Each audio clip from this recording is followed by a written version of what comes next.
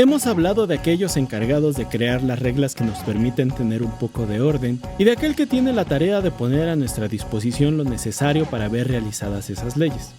Sin embargo, nos hace falta hablar de aquellos que se han encargado de revisar que esas normas, esas leyes, no sean creadas pisando los juanetes de otros derechos ni invadiendo el área de trabajo de otros poderes u órdenes de gobierno. Vamos a hablar de quienes fungen como autoridad dentro de las autoridades, de los únicos capaces de repartir chingadazos a diestra y siniestra, pero siempre y cuando tengan los pelos de la burra en la mano. Vámonos recio con el Poder Judicial de la Federación. La Constitución establece la supremacía constitucional y su inviolabilidad en los artículos 133 y 136 respectivamente. Al Poder Judicial le corresponde la defensa de este orden constitucional, por lo que cuenta con los permisos necesarios para impartir justicia y para mantener el equilibrio entre los poderes, lo cual busca lograr mediante el juicio de amparo, las controversias constitucionales y las acciones de inconstitucionalidad. También debe vigilar que las normas de carácter general, los tratados internacionales y los actos de autoridades administrativas se ajusten a la Constitución. Asimismo, debe hacer la interpretación directa de la ley de leyes cuando haya casos que se sometan a su conocimiento. Son los únicos que pueden interpretar las leyes y resuelven las controversias que surjan entre particulares cuando se trata de asuntos federales. En el capítulo 4 del artículo 94 de la Constitución y el artículo 1 de la Ley Orgánica, nos dicen que el Poder Judicial está formado por la Suprema Corte de Justicia de la Nación, el Tribunal Electoral, los plenos regionales, los tribunales colegiados de circuito, los tribunales colegiados de apelación, los juzgados de distrito y el Consejo de la Judicatura Federal. Son 7 bonitas instituciones que en su conjunto, gracias a la correcta distribución de tareas, hacen que el Poder Judicial funcione en armonía como la institución encargada de impartir justicia y legalidad en todo el país. Vámonos uno por uno para entender bien la forma en que se integran y las funciones que tienen cada uno de ellos. La Suprema Corte de Justicia de la Nación es el máximo tribunal constitucional del país y cabeza del Poder Judicial de la Federación. Es quien tiene la última palabra sobre temas legales en este pintoresco país. Dentro del artículo 95, encontraremos los requisitos para ser ministro. Ser ciudadano mexicano por nacimiento con todos sus derechos funcionando, tener 35 años, llevar 10 años con título de licenciado en Derecho, que la gente opine que usted es buen pedo, llevar 2 años viviendo en el país y no haber sido funcionario público de alto rango durante el último año. Y se le dará preferencia a quienes formen parte del Poder Judicial y a aquellas personas con antecedentes profesionales de juristas destacados. Ahora, en el numeral 96, nos van a explicar cómo se elige a los ministros. El presidente propone una terna al Senado. Los integrantes de la terna van al Senado a ser entrevistados y entonces eligen a uno, el cual deberá contar con el apoyo de las 2/3 partes de los que decidan ir a trabajar ese día. Y tienen 30 días para decidirse. Si no lo eligen, el presidente escoge uno de su terna. Pero si la terna es rechazada, el presidente debe presentar otra. Y si esta también es rechazada, el presidente manda a chingar a su madre al Senado y elige uno.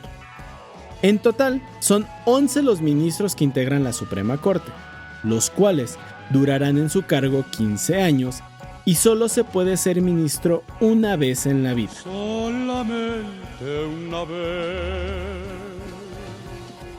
Cuando nuestro equipo de fútbol se junta en esa sala que todos hemos visto al menos una vez, recibe el nombre de pleno. Y es el pleno de la Suprema Corte de Justicia de la Nación el encargado de elegir a su capitán, al ministro presidente, el cual durará 4 años en funciones y tiene derecho a repetir, pero deberá esperar 4 años para eso. Es decir, no puede ser ministro presidente 8 años seguidos. La Corte va a funcionar en pleno o en salas, y cada una de ellas tiene actividades específicas. Mientras que en el pleno deben estar los 11 ministros, en cada sala habrá 5 ministros. Son 2 salas, son 10 ministros. Mientras que el presidente no pertenece a alguna de ellas. Él debe liarse con la parte administrativa. Pero del Consejo de la Judicatura ahorita hablamos. Cuando los 11 ministros se reúnen en el salón de sesiones, se dice que la Suprema Corte de Justicia de la Nación funciona en pleno. Sin embargo, no es necesario que todos los ministros estén presentes para resolver. En la mayoría de los casos, con 7 basta, excepto cuando se elijan a los 3 consejeros del Consejo de la Judicatura que le toca nombrar a la Corte. Cuando sean controversias constitucionales entre el Ejecutivo y el Legislativo, entre 2 poderes locales, entre órganos constitucionales autónomos locales o entre órganos constitucionales autónomos federales. Ahí es necesario estén al menos 8 ministros. Las sesiones del Pleno serán privadas cuando resuelvan asuntos señalados en el artículo 11 de la Ley Orgánica, que son básicamente asuntos del propio Poder Judicial, y serán públicas de cajón todas en las que se vean asuntos enumerados en el artículo 10, de los cuales algunos son las controversias constitucionales, las cuales son un juicio iniciado por la Federación, un Estado o un municipio para demandar la reparación del daño producido por una ley general, o un acto que contraviene el Pacto Federal, o las tareas asignadas por la Constitución. También las acciones de inconstitucionalidad, que son una solicitud a la Suprema Corte para que se pronuncie sobre la constitucionalidad de una ley o alguna parte de su contenido. Y finalmente, los recursos de revisión del juicio de amparo.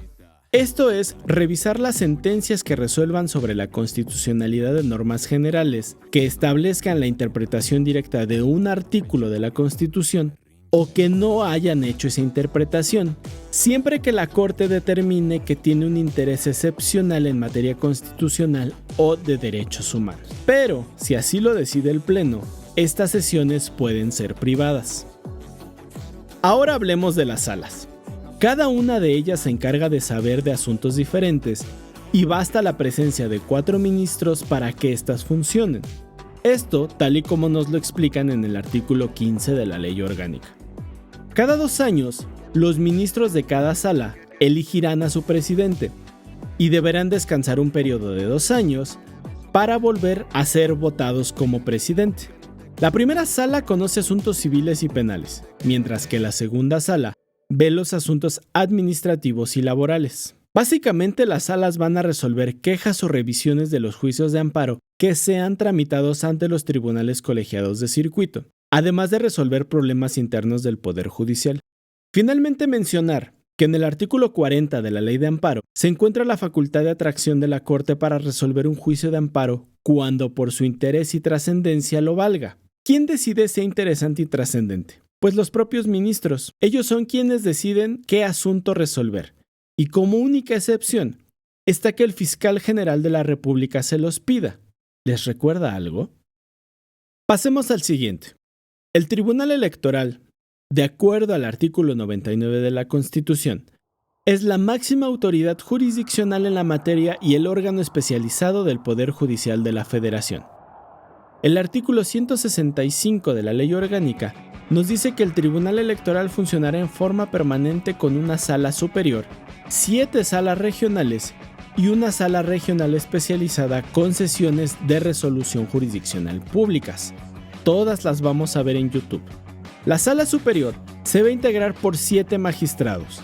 Durarán 9 años en su cargo y son propuestos por la Suprema Corte y elegidos por el voto de las 2/3 partes de los miembros presentes en la Cámara de Senadores.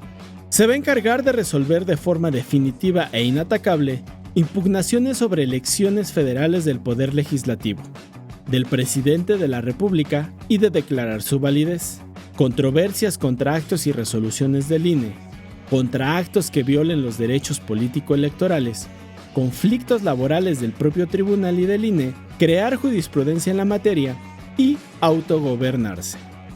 Ahora bien, los plenos regionales son los órganos facultados para desarrollar las funciones señaladas en el artículo 107, fracción 13 de la Constitución. O sea, resolver conflictos entre criterios contradictorios en los juicios de amparo en materia penal y procesal penal dentro de los territorios que cada pleno tenga a su cargo. Se integrarán por 3 magistradas o magistrados, quienes durarán en su cargo 3 años, pudiendo repetir otro periodo igual. Los tribunales colegiados de circuito se encuentran distribuidos a lo largo del territorio nacional y solo pueden conocer de los asuntos que se desarrollen dentro de su zona geográfica asignada. Van a conocer de juicios de amparo penales, administrativos, civiles, mercantiles y laborales. recursos de revisión, queja e inconformidad de acuerdo a lo que disponga la ley de amparo, resolverá los recursos de revisión de las sentencias emitidas por los juzgados de distrito y las que le asigne la ley o la Corte, tal y como nos lo dice el artículo 38 de la Ley Orgánica. Los tribunales colegiados de circuito también se compondrán por 3 magistradas o magistrados. Los tribunales colegiados de apelación son tribunales que van a resolver juicios de amparo y apelaciones de otros tribunales colegiados de apelación y de los juzgados de distrito, y también se compondrán por 3 magistradas o magistrados. Los juzgados de distrito son los juzgados federales de entrada al Poder Judicial Federal. Conocerán de los asuntos en todas las materias o de la materia específica relacionada con leyes federales. Los juzgados de distrito se compondrán de un juez o una jueza. A partir del artículo 49 de la Ley Orgánica y hasta el 62, nos van a decir de todos los asuntos que van a conocer cada uno de los juzgados de distrito para cada uno de los distritos judiciales. Por ejemplo, los de materia penal resuelven delitos cometidos en las embajadas y aquellos cometidos o sufridos por servidores públicos federales. Los civiles, peleas de vecinos entre los estados. Por ejemplo, si a Aguascalientes no le gustan las jardineras de Zacatecas, allá es a donde deben ir a pelearse. Si la federación incumple el pago de facturas, hay que acudir a un juzgado de distrito mercantil. Los laborales van a resolver juicios de amparo de la materia y muchas otras más. Y finalmente nos toca mencionar al órgano encargado de la administración, de la vigilancia, de la disciplina y de organizar la carrera judicial, a excepción de lo que sucede en la Suprema Corte y del Tribunal Electoral, es decir, del Consejo de la Judicatura Federal. Este se integra de 7 consejeras o consejeros. Uno de ellos es el ministro presidente. Hay 3 más que son designados por el Pleno de la Corte, los cuales son seleccionados de entre magistrados de circuito y jueces de distrito, para los cuales es necesario tener 8 votos. 2 consejeros más son designados por el Senado y el restante le pertenece al presidente de la República. Los requisitos para ser consejero son los mismos que se encuentran en el artículo 95 de la Constitución, que son los necesarios para ser ministro de la Suprema Corte. Y finalmente, con la asistencia de solo 5 consejeros, es posible comenzar a trabajar. El Consejo de la Judicatura Federal expide los reglamentos internos en materia administrativa, de la carrera judicial, del escalafón y del régimen disciplinario. Determina en cuántos circuitos se divide el territorio nacional, cuáles son sus límites, las regiones a que pertenecen esos circuitos y en cuáles ejercen jurisdicción los plenos regionales, los tribunales colegiados de circuito y de apelación, así como los juzgados de distrito. Básicamente todo lo administrativo del Poder Judicial: ausencias, vacaciones, otorgar cargos, retirarlos, faltas administrativas de disciplina, todo lo que se les ocurra de recursos humanos. A partir de los plenos regionales en adelante, todos los jueces o magistrados van a ser elegidos por el Consejo. El Consejo cuenta con comisiones para su funcionamiento, como la de vigilancia, la de disciplina y la de la carrera judicial. Pero también tiene unos órganos auxiliares de lo más interesantes. Quizá el que más llama la atención es el Instituto Federal de Defensoría Pública, el cual se encarga de garantizar el derecho a la defensa pública en materia penal, asesora y representa jurídicamente en materia administrativa, fiscal, civil y penal a la población menos favorecida, el cual creo bien podría merecer un episodio para ella sola. El tercer hermano, el más alejado de la mano del pueblo de acuerdo a la percepción popular, es ciertamente una cosa mística y un tanto enredada de entender. Llevan años tratando de cambiar esa percepción y de presentarse como un poder cercano a la población, que es de ellos y para ellos.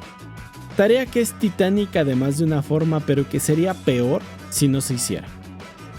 Con esto terminamos el recorrido por los 3 poderes que conforman el gobierno de este país inmenso, no solamente en cuestiones territoriales.